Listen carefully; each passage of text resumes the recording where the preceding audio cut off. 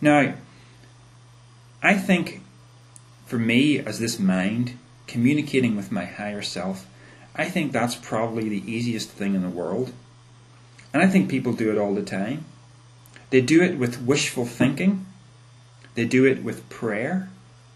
And they do it with, me simply talking to my higher self. Now, the other way around is a wee bit difficult, how your higher consciousness communicates with you, because you are naturally limited. Now, here's where I'm going with this, and here's how this relates to dreams. Surely, the fact that we can remember dreams sometimes, and dreams are things that happen when we are in an expanded state of awareness, surely that is a means for your higher consciousness to give you information. Now that makes sense to me. I don't know if it makes sense to you, but it makes sense to me. And it does tie in with the idea of dreams as being significant. The sort of ideas that you would find in the Bible of people having dreams and those dreams being prophetic of something in their life. Well, I did an experiment last night, and I need to give you a little bit more information first as to why I did this experiment. I have problems in my life, things that I'm trying to deal with, some of which I can deal with successfully, others are far more difficult. I'm talking about moral struggles here. I care deeply about bettering myself as a person. I care even more deeply about it now than I ever did when I was a Christian. But it's a struggle. There's things about me that I don't like. And there's things about me that sometimes feel almost impossible for me to transcend. I can conceptualize the kind of man that I want to be, and yet I have this unruly body-mind construct that works against me and seems really hard to keep in line. So I feel morally, and I don't live up to the standards that I set for myself, and I feel bad about it. But I've been dealing with something over the last few days that's been really getting me down, and I just decided last night, when I was thinking about dreams and thinking about the idea that this could be a bridge between higher and lower consciousness, and as I was lying there in bed, I simply addressed my higher consciousness, my higher self, and I said, "Help me out here."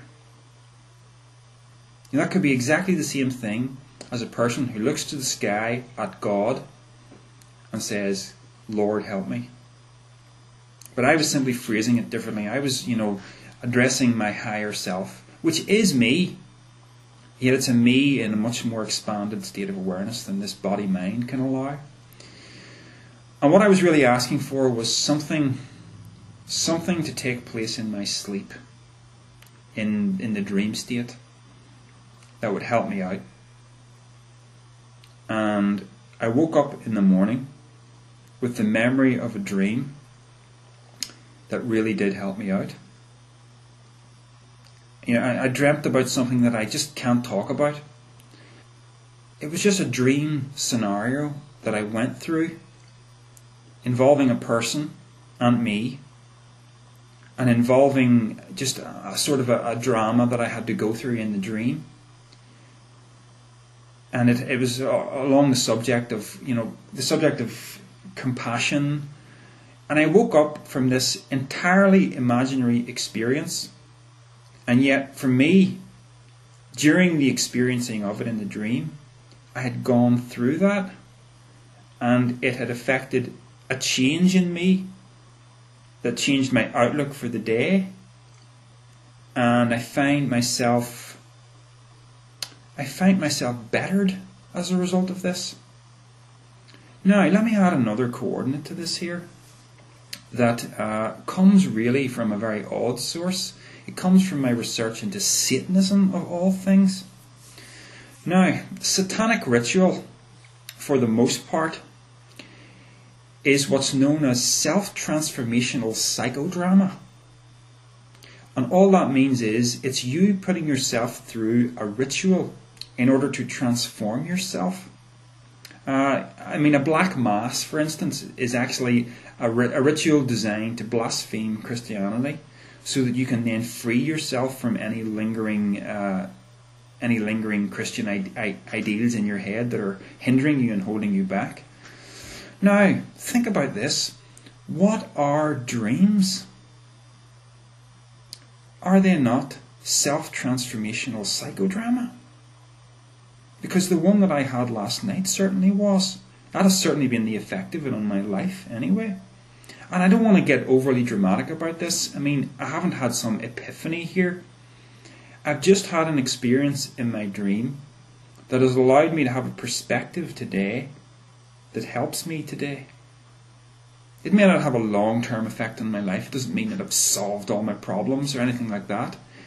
I just had an experience in my dream that changed the way I thought today and helped me out.